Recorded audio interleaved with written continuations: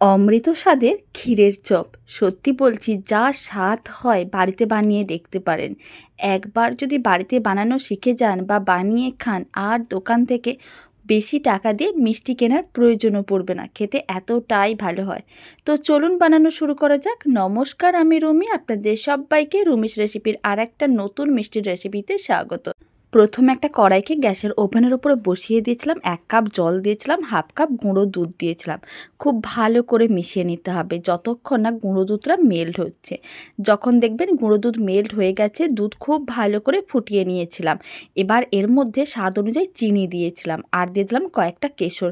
বাড়িতে বেশ কিছুটা পরিমাণ কেশর ছিল, নষ্ট হয়ে যাবে বর্ষাকাল, তাই আমি এই মিষ্টির মধ্যে দিয়ে দিলাম। আর কেশর খাওয়া ভীষণ ভালো, আর কেশর দিলে কালারটা খুবই ভালো আসে। এবার নাড়াচাড়া করে ঘন করে ক্ষীর বানাতে হবে। যেহেতু ক্ষীরের চপ, পুরটা ক্ষীরেরই হবে। এইভাবে কন্টিনিউ নাড়াচাড়া করে ঠিক এইভাবে ঘন করে ক্ষীর বানিয়ে নিয়েছিলাম। আপনারা দেখুন, ক্ষীর একেবারেই রেডি, একেবারে কড়াই থেকে আলাদা হয়ে যাচ্ছে। এখন ক্ষীরটাকে একটা ছোট্ট বাটির মধ্যে নিয়ে নিচ্ছি। এবার ক্ষীর ঠান্ডা করে নিতে হবে। পুরো ক্ষীরটা ভালো করে কড়াই থেকে নিয়ে নিচ্ছি। আর এই ক্ষীরটা খেতে দারুণ হয়। আমি একটু বেশি করে বানিয়ে নিলাম। এই ক্ষীরটা খেতে ভীষণ ভালো হয়, আমাদের বাড়ির সবাই খুব পছন্দ করে। এখন আর একটা মিক্সিং বোল নিয়েছি, তার মধ্যে 1 কাপ নিলাম ময়দা, হাফ কাপ দিয়েছি গুঁড়ো দুধ, অল্প করে একটু বেকিং পাউডার দিলাম হাফ চামচের মতন, চা চামচের হাফ চামচ। আর যতটা বেকিং পাউডার নিয়েছিলাম তার হাফ দিয়ে দিলাম বেকিং সোডা। 1 চামচের মতন ঘি দিতে হবে। ঘি দেওয়ার কারণে স্বাদ ও গন্ধ দুটোই খুবই ভালো আসবে। ঘি না থাকলে সাদা তেলও দিতে পারেন, কোনো অসুবিধা হবে না। আমি এখানে ঘি দিয়েছিলাম। খুব ভালো করে সমস্ত কিছু এইভাবে মিশিয়ে নিয়েছিলাম। আর এই শুকনো উপকরণগুলো খুব ভালো করে মিশিয়ে নেওয়ার পরে অল্প অল্প জল দিয়ে এরকম একটা ডো রেডি করতে হবে। প্রথমে ডোটা অনেক বেশি চিটচিটে মনে হবে, তবে 10 মিনিট এইভাবে রেখে দিলেই ডোটা চিটচিটে ভাব অনেকটাই কমে যাবে। এইভাবে ঠিক চিটচিটে মনে হবে। এখন ডোটাকে এক সাইডে রেখে দিলাম। এবার চিনির শিরা রেডি করব। তার জন্য কড়াইটাকে আবারও গ্যাসের ওভেনের উপরে বসিয়ে দিয়েছিলাম। 1 কাপ চিনি দিয়েছিলাম, হাফ কাপ জল দিয়ে দিলাম।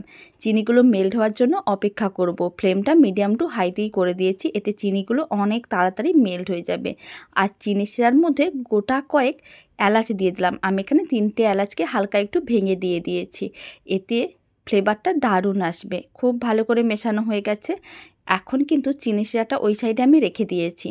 আর এদিকেও প্রায় 5-7 মিনিট হয়ে গেছে। 10 মিনিট চাইলে রাখতেও পারেন বা 5-7 মিনিটও রাখতে পারেন। আপনারা দেখুন, ডোটার থেকে চিটচিটে ভাব কিন্তু অনেকটাই কমে গেছে। এবার লেচি কেটে নেব। ঠিক এইভাবে মিডিয়াম সাইজের লেচি কেটে নিচ্ছি। এখন লেচিগুলো ঠিক এইভাবে কেটে নেওয়ার পরে এক সাইডে রেখে দিচ্ছি।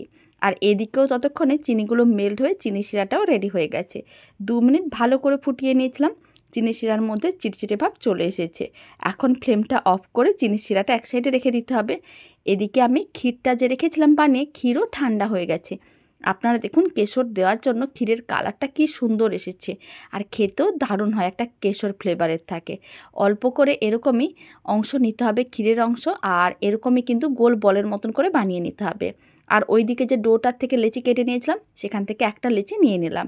লেচিটাকে গোল করে প্রেস করে চ্যাপটা করে নিতে হবে। মাঝখানে এইভাবে একটা করে ক্ষীরের বল রেখে দিতে হবে।